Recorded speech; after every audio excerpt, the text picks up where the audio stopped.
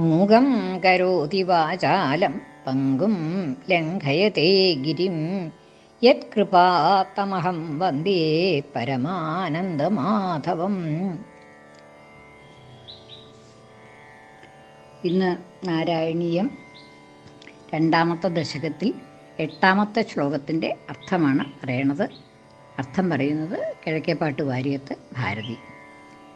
നിഷ്കാമം നിയതസ്വധർമ്മചരണം യൽ കർമ്മയോഗാഭിധം തദ്ദൂരേത്യഫലം യദൗപനിഷദജ്ഞാനോപലഭ്യം പുനഃ തത്വവ്യക്തതയാ സുദുർഗമതരം ചിത്തസ്യ തസ്മാത് വിഭോ ത്വത്പ്രേമാത്മകഭക്തിരേവ സതതം സ്വാദീയസി ശ്രേയസി.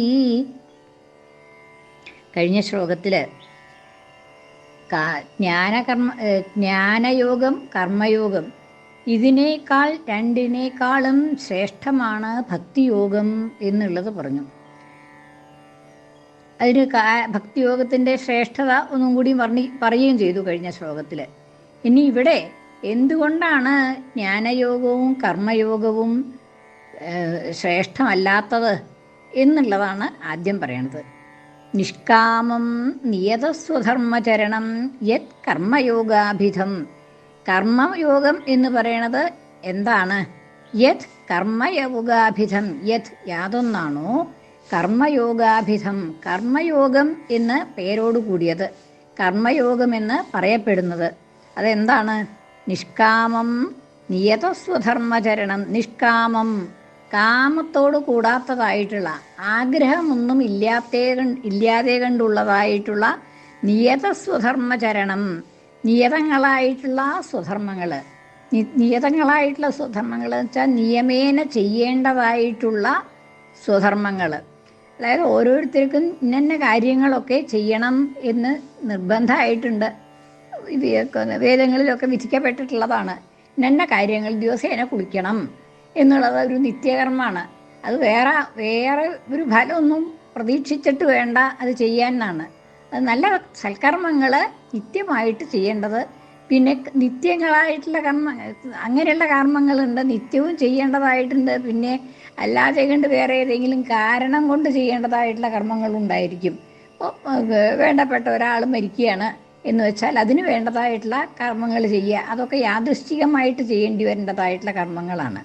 നിത്യമായിട്ട് എന്നും ചെയ്യേണ്ടതായിട്ടുള്ള ക്ഷേത്രദർശനം അല്ലെങ്കിൽ ദേവാരാധനം തുടങ്ങിയതൊക്കെ നിത്യമായിട്ട് ചെയ്യേണ്ടതായിട്ടുള്ള നിയതകർമ്മങ്ങളാണ്. രണ്ടും നിയതകർമ്മങ്ങളാണ്. ചെയ്യണം എന്നുള്ളതായിട്ടുള്ള വേദത്തിൽ വിധിക്കപ്പെടുന്നതായിട്ടുള്ള ധർമ്മങ്ങളാണ് അതൊക്കെ. അങ്ങനെയുള്ളതായിട്ടുള്ള കർമ്മങ്ങളെയൊക്കെ ഫലം കൂടാതെ കണ്ട് ചെയ്യുക എന്നുള്ളത്. എന്ത് കാര്യങ്ങളും നമ്മൾ ചെയ്യുമ്പോൾ നമുക്കൊരു ഫലം വേണം എന്നുള്ളതായിട്ടുള്ള മോഹത്തോട് കൂടിയിട്ടാണ് ചെയ്യുക. അങ്ങനെയല്ലാതെ കണ്ട് നിഷ്കാമമായിട്ട് യാതൊരു കാമവും ഇല്ലാതെ കണ്ട് ഫലേച്ഛ ഇല്ലാതെ കണ്ട് ചെയ്യുന്നതായിട്ടുള്ള കർമ്മങ്ങൾ, അങ്ങനെ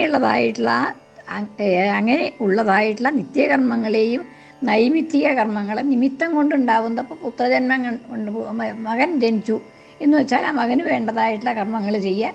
അങ്ങനെയുള്ളതൊക്കെ അതൊക്കെ നൈമിത്തിക കർമ്മങ്ങളാണ്.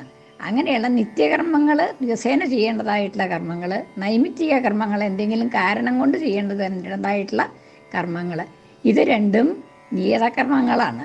ചെയ്തേ മതിയാവൂ, അല്ലെങ്കിൽ ചെയ്തില്ലെങ്കിൽ അതിനനുസരിച്ചിട്ടുള്ളതായിട്ടുള്ള പാപഫലം ഉണ്ടാവും എന്നുള്ളതായിട്ടുള്ള കർമ്മങ്ങളാണ്. അങ്ങനെ നിത്യകർമ്മങ്ങൾ, നൈമിത്തിക കർമ്മങ്ങൾ ഇതൊക്കെ യാതൊരു ഫലേച്ഛയും കൂടാതെ ആചരിക്കുക എന്നുള്ളതാണ് നിഷ്കാമകർമ്മം എന്നുള്ളതായിട്ടുള്ള യോഗം. നിഷ്കാമകർമ്മം എന്നുള്ള കർമ്മയോഗം എന്ന് പറയുന്നത് ഇതാണ്. നിഷ്കാമമായിട്ട് നിത്യകർമ്മങ്ങളെയും കർമ്മങ്ങളെയും ഒക്കെ അങ്ങനെയുള്ളതായിട്ടുള്ള ധർമ്മങ്ങളെയൊക്കെ ആചരിക്കുക. ചരണം എന്ന് വെച്ചാൽ ആചരണം തന്നെ. അതിനെയൊക്കെ ആചരിക്കുക എന്നുള്ളതാണ് കർമ്മയോഗം എന്ന് പറയുന്നത്. അങ്ങനെയുള്ളതായിട്ടുള്ള ആ കർമ്മയോഗം കൊണ്ട് ഫലം പെട്ടെന്നൊന്നും ഉണ്ടാവില്ല എന്ന് പറയാണ്. ദൂരെ എത്തിയ ഫലം, ദൂരം കാലം കൊണ്ടും ഉണ്ടാവാം, ദേശം കൊണ്ടും ഉണ്ടാവാം. അപ്പോൾ അങ്ങനെ കാലം കൊണ്ട് തന്നെ വളരെ കാലം കഴിഞ്ഞിട്ടാണ് ഇതിൻ്റെ ഫലമൊക്കെ കിട്ടുള്ളൂ. നിത്യകർമ്മങ്ങളും നൈമിത്തിക കർമ്മങ്ങളും ഒക്കെ ചെയ്തു എന്ന് വെച്ചാൽ അത് ഒരു ജന്മം കൊണ്ടൊന്നും അതിൻ്റെ ഫലം ഉണ്ടാവണില്ല, മോക്ഷപ്രാപ്തി ഉണ്ടാവണില്ല. വളരെ കാലം കൊണ്ട്, അതായത് ഈ നിത്യകർമ്മങ്ങളും നൈമിത്യകർമ്മങ്ങളും ഒക്കെ ശരിയായിട്ട് വിധത്തിൽ ചെയ്യുമ്പോൾ അതുകൊണ്ട് ഭക്തി ഉണ്ടാവും. ആ ഭക്തി മോക്ഷത്തിലേക്ക് വഴി തെളിയിക്കും. അല്ലെങ്കിൽ ജ്ഞാനമുണ്ടാവാൻ ഉള്ള കാരണമായിട്ട് തീരും. അങ്ങനെ ആ ജ്ഞാനം വഴി മോക്ഷത്തിലേക്ക് നയിക്കാം എന്നൊക്കെയാണ് പറയണത്. അപ്പം അങ്ങനെ ഈ നിത്യകർമ്മങ്ങളുടെയും നൈമിത്യകർമ്മങ്ങളുടെയും ഒക്കെ അനുഷ്ഠാനം പെട്ടെന്ന് ഫലം ഉണ്ടാക്കുന്നതല്ല. അത് ദൂരെ എത്തിയ ഫലം, ദൂരത്തിൽ മാത്രം ഏത്യമായിട്ടുള്ള, ഏത്യം എന്ന് വെച്ചാൽ പ്രാപിക്കത്തക്കതായിട്ടുള്ള ഫലത്തോട് കൂടിയതാണ്. അതായത് അതിൻ്റെ ഫലപ്രാപ്തി വളരെ വിദൂരമായിട്ടുള്ളതാണ്. അപ്പോൾ അതുകൊണ്ട് അങ്ങനെ വളരെ എന്നെങ്കിലും ഒരു ഫലം കിട്ടുമെന്ന് വിചാരിച്ചിട്ട് ഒരു കർമ്മം ചെയ്യുക എന്നുള്ളത് പ്രയാസമായിട്ടുള്ളതാണ്. ചെയ്യാനും പ്രയാസമാണ്. അത് ദൂരേത്യ ഫലമാണ്. വളരെ കാലത്തിന് ശേഷം മാത്രം ഫലപ്രാപ്തി ഉണ്ടാക്കുന്നതുമാണ്. ഇനി എന്നാൽ ഈ ജ്ഞാനയോഗത്തിൻ്റെ കഥ എന്താണ്? കർമ്മയോഗം ഇങ്ങനെയാണെന്ന് പറഞ്ഞു. എന്നാൽ ജ്ഞാനയോഗം ഇങ്ങനെയുള്ളതാണ്. യത് ഔപനിഷദ ജ്ഞാനോപലഭ്യം പുനഃ.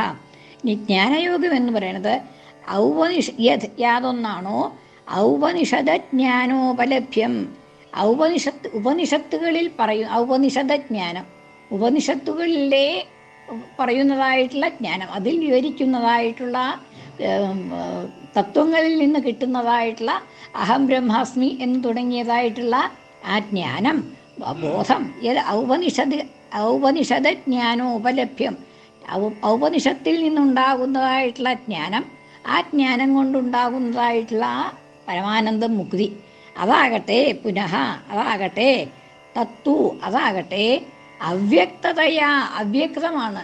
നമുക്ക് അഹം ബ്രഹ്മാസ്മി എന്നുള്ളതൊക്കെ ആ ബോധം ഉണ്ടാവുക എന്നുള്ളതും അതിൻ്റെ ഉപനിഷത്തിലെ തത്വങ്ങളെ മനസ്സിലാക്കുക എന്നുള്ളതും അതൊക്കെ അവ്യക്തമായിട്ടാണ് ഇരിക്കുന്നത്. വളരെ പ്രയാസമായി, വ്യക്തമായിട്ടൊന്നുമല്ല പറയണത്. അപ്പോൾ അതൊക്കെ അവ്യക്തമായതുകൊണ്ട് സുദുർഗമതരം, മനസ്സിലാക്കാൻ വളരെ വിഷമമായിട്ടുള്ളതാണ്. അത്യധികം ദുർഗമമായിട്ടുള്ളതാണ്, മനസ്സിലാക്കാൻ പ്രയാസമായിട്ടുള്ളതാണ്. ചിത്തസ്യ, ചിത്തത്തിന്, മനസ്സിന്, ബുദ്ധിക്ക് മനസ്സിലാക്കാൻ വളരെ വിഷമമായിട്ടുള്ളതാണ് ഈ ഉപനിഷത്തുകളിൽ പറയുന്നതായിട്ടുള്ള ആ ജ്ഞാനം. അത് അവ്യക്തമാണ്. അതുകൊണ്ട് തന്നെ സാധാരണക്കാരൻ്റെ ബുദ്ധിക്ക് മനസ്സിലാക്കാൻ വിഷമമായിട്ടുള്ളതാണ്. അതുകൊണ്ട് അതാണ് ഇത് രണ്ടും അല്ല ശ്രേഷ്ഠം എന്ന് പറയാൻ കാരണം ഇതാണ്. കർമ്മയോഗം ആണെങ്കിൽ ദൂരേത്യഫലം, വളരെ കാലത്തിന് ശേഷം മാത്രം ഫലത്തെ ഉണ്ടാക്കുന്നതാണ്. ജ്ഞാനയോഗമാണെങ്കിൽ അത് ഉപനിഷദ്ജ്ഞാനം എന്നുള്ളത്, ഉപനിഷത്തുകളിലെ ആ ജ്ഞാനം എന്നുള്ളത് അത് വളരെ ദുർഗമമാണ്. അതുകൊണ്ട് മനസ്സിലാക്കാനായിട്ട് വളരെ പ്രയാസമുള്ളതാണ്. അപ്പം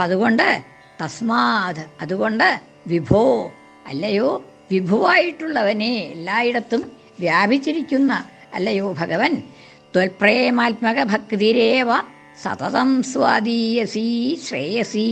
ത്വൽപ്രേമാത്മക ഭക്തിരേവ, ഭക്തി എന്ന് പറയുന്നത് എന്താണ്? ത്വൽപ്രേമാത്മകം, അങ്ങയെക്കുറിച്ചുള്ളതായിട്ടുള്ള ആ പ്രേമം, അങ്ങയിലുള്ളതായിട്ടുള്ള പ്രേമം, സ്നേഹാധിക്യം. ആ സ്നേഹാധിക്യം അതുതന്നെയാണ് ഭക്തി എന്ന് പറയുന്നത്. ഭഗവാനിലുള്ളതായിട്ടുള്ള സ്നേഹാധിക്യം, പ്രേമാധിക്യം തന്നെയാണ് ഭക്തി എന്ന് പറയുന്നത്. ആ ഭക്തി തന്നെയാണ് സതതം, എല്ലായ്പ്പോഴും, സ്വാദീയസി, അത്യധികം സ്വാദുള്ളതായിട്ടുള്ളത്. സ്വാദ് എന്ന് വെച്ചാൽ അനുഭവത്തിന് മധുരമായിട്ടുള്ളത്, അത്യധികം സുഖപ്രദമായിട്ടുള്ളതും ശ്രേയസ്കരമായിട്ടുള്ളതും, ശ്രേയസ്കരമായിട്ടുള്ളതും, സ്വാദീയസി, ശ്രേയസിയൊക്കെ മറ്റ് രണ്ടിനേക്കാട്ടിലും ശ്രേഷ്ഠമാണ് എന്നാണ് ആ സ്വാദീയസി എന്നുള്ള പ്രത്യയത്തിൻ്റെ സൂചന. ശ്രേയസി, കൂടുതൽ ശ്രേയസ്കരമായിട്ടുള്ളതും കൂടുതൽ സ്വാദിഷ്ടമായിട്ടുള്ളതും, അങ്ങയോടുള്ളതായിട്ടുള്ള ഭക്തി, അങ്ങയോടുള്ളതായിട്ടുള്ള സ്നേഹം എന്ന് പറയുന്നതായിട്ടുള്ള ആ ഭക്തി തന്നെയാണ് ഏറ്റവും സ്വാദുള്ളതും ഏറ്റവും ശ്രേയസ് ആയിട്ടുള്ളതും. അപ്പം അതുകൊണ്ട് ആ ഭക്തി തന്നെയാണ് എനിക്ക് വേണ്ടത് എന്നാണ് ഉദ്ദേശം.